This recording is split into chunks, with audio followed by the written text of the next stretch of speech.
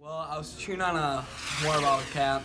I got the hiccups and just went right down my throat, and I couldn't really breathe. And Mr. McCoy was here to help me out. And when it happened, did you notice what was happening? The first thing he was kind of coughing a little bit, and normally you ask the kid they need to go get a drink of water, and he's like, I can't breathe.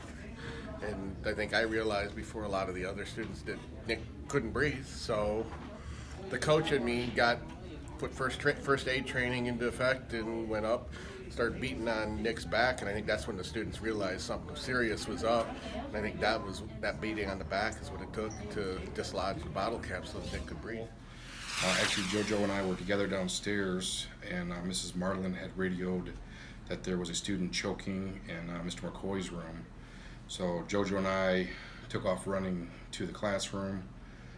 Deputy Lopez actually was running with us to the classroom. When we arrived there, the student Nick was standing up. Mr. McCoy had actually already done a really great job with the young man. The young man was talking and visibly breathing, but his airway was obstructed. So what I got him to do at that point in time, he was really kind of hysterical, I guess, with his breathing, is I got him to control his breathing. Found the student responsive, talking, 6:59, and came back, got the medical report card for him, and just took care of personnel coming in and EMS coming into the building and coming in the right way. You guys have protocols on how you deal with this stuff. How did things seem to ran pretty smoothly? Yep, usually we'll send who's ever ahead, Carl, who is the fastest. We'll send him ahead of us, and he'll get there first. He kind of taints the situation, and then one of us will get a wheelchair or the AED, depending on the situation. With every imaginable emergency situation, Lake Orion High School has protocols that we've put in place, identifying the roles that everybody from teachers to administrators to safe ed to our school resource liaison officer to students, the roles that everybody has in these types of situations. And in this case, on Monday, everybody responded appropriately. The teacher gave us the information of what was going on. The office was called quickly. EMS was called quickly.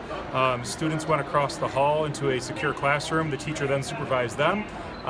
Everybody really had a part in this to make sure that this student was safe and that the outcome was positive. A huge chance that something could have went terribly wrong, and thankfully I was able to survive, and I'm back at school today. But Were you thinking about that while it was going on? I mean, all I knew is that something is in trouble, and that I got a test next hour, so I got to figure out how I can get back there and finish it.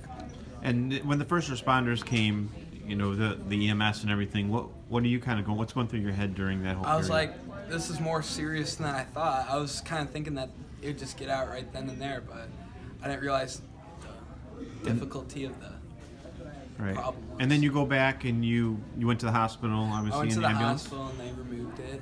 I mean, we have 2,400 students plus 125, 30 teachers and another 50 or 75 support staff here. So things are going to happen. We are humans. People make mistakes. Medical emergencies come up, and it's important that we're prepared for all those types of scenarios so that we have positive outcomes. The funny thing is, on the wrapper when I was peeling off my water bottle, it said choking hazard. I just threw it away. I didn't even care. Oh, But jeez.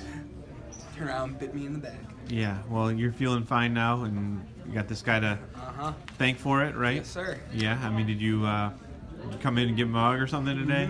I said, thank you for saving my life, and I gave him a hug. Absolutely.